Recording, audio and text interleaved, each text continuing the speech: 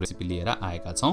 भिडियोमा देखाए जस्तो कलर र चिकनको भित्रसम्म टेस्ट साथै एकदमै स्वादिष्ट ग्रेभी कसरी बनाउने भनेर सोच्दै हुनुहुन्छ भने एक पटक यो भिडियो अवश्य हेर्नुहोला। मात्र 30 मिनेटमा बन्छ यस्तै स्वादिष्ट कुखुराको मासु। खास गरिकन यदि तपाई सिंगल हुनुहुन्छ र तपाईसँग ब्लेन्डर लगायतका अन्य किचन सामग्रीहरू छैन भने पनि तपाई यो रेसिपी सजिलै बनाउन सक्नुहुन्छ। हाम्रो खसीको मासुको भिडियो हेर्नुहुने दर्शकले ग्रेभी एकदमै मिठो भयो र चिकन करीको पनि त्यस्तै ग्रेभी बनाउनु होला भनेर कमेन्ट गर्नुभएको छ। आजको यो रेसिपी तपाईहरु सबैजनाको लागि। आउनुस् सुरु गरौँ। यसलाई चाहिने सामग्रीहरूबाट हामीले लिएका छौं 3 वटा मिडियम साइज प्याज, त्यसैगरी 2 वटा पाकेको टमेटोज, 2 वटा हरियो खोर्सानी, 1 मुठी हरियो धनिया र थोरै अदुवा लसुन। त्यसैगरी हामीले लिएका छौं केही होल गरम मसालाहरू, 4-5 वटा हरियो सुकमेल, 2 वटा तेजपत्ता, 5-6 वटा ल्वाङ र 8-10 गेडा कालो मरिच। हामीले केही पाउडर मसालाहरू पनि प्रयोग गरेका छौं। हामीले लिएका छौं 1 ठूलो चम्चा धनिया पाउडर, 1 सानो चम्चा जिरा पाउडर, 1 सानो चम्चा गरम मसाला, 1 सानो चम्चा खोर्सानी पाउडर, आधा सानो चम्चा बेसार र 1 सानो चम्चा कश्मीरी मिर्च। यसले चिकन करीमा राम्रो कलर दिन्छ र यसरी घरमै तयार पार्नुस् मिट मसाला। तपाईसँग सबै मसालाहरू उपलब्ध छैन भने प्याकेटको मिट मसाला प्रयोग गर्नु भए पनि हुन्छ, तर स्वादमा भने फरक पर्छ। अब आउनुस् हाम्रो अदुवा लसुनलाई पनि कुटेर तयार पारौं। सिलौटो छैन भने चपिङ बोर्डमै मसिनो गरेर काटेर पनि हाल्न सक्नुहुन्छ। प्याजलाई पनि एकदमै मसिनो गरी काट्नु होला किनकि हामी ब्लेन्डर युज गर्दैनौं। प्याज राम्रोसँग गल्यो भने ग्रेभी एकदमै स्मुथ बन्छ। हामीले 1 केजी होल चिकन प्रयोग गरेका छौं। तपाई चिकन ब्रेस्ट, चिकन लेग्स अथवा चिकन थाइज जे पनि प्रयोग गर्न सक्नुहुन्छ। अब एउटा कराईमा 2 टेबलस्पुन तेल हाल्नुस् र तेललाई राम्रोसँग तताउनुस्। तेल तातिसकेपछि यसमा हामी होल गरम मसालाहरू एड गर्छौं, साथसाथै तेजपत्ता पनि एड गरिदिनुस्।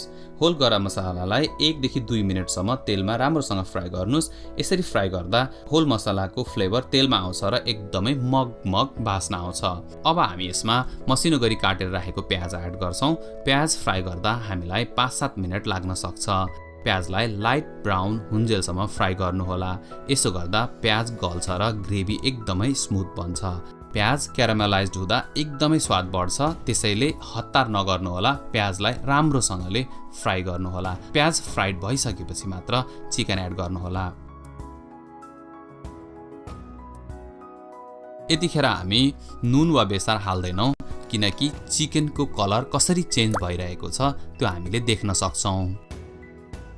तपाईले चिकनलाई मज्जाले 5-7 मिनेट फ्राई गर्नुस्। तपाई भिडियोमा देख्न सक्नुहुन्छ कसरी चिकनको कलर चेन्ज भइरहेको छ। यसलाई 5-7 मिनेट फ्राई गरिसकेपछि छोपेर फेरि अर्को 3-4 मिनेट पकाउनुस्। यसो गर्दा चिकन पनि ग्रिल हुन्छ र साथै प्याज पनि पाक्छ। अब यसमा 1 चम्मच अदुवा लसुन पेस्ट एड गरिदिनुस् र फेरि यसलाई 2 देखि 3 मिनेटसम्म राम्रोसँग भुट्नुस्। अदुवा लसुन फ्राई भइसकेको छ। अब यसमा हामी घरमै तयार पारेको मिट मसाला एड गर्छौं र मात्र 1 देखि 2 मिनेट मसालालाई फेरि पकाउँछौं।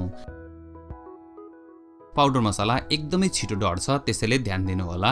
मसाला एड गर्ने बित्तिकै चिकनको कलर हेर्नुस् त कस्तो राम्रो देखिन थालेको छ।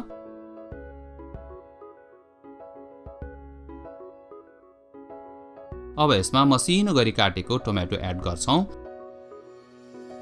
साथसाथै 3 सानो चम्चा नुन पनि एड गर्छौं। नुन तपाई आफ्नो स्वाद अनुसार एडजस्ट गर्न पनि सक्नुहुन्छ। अब यो टोमेटो पाकेपछि चिकनको कलर हेर्नु होला, झनै खाउँ लाग्ने भएर आउँछ।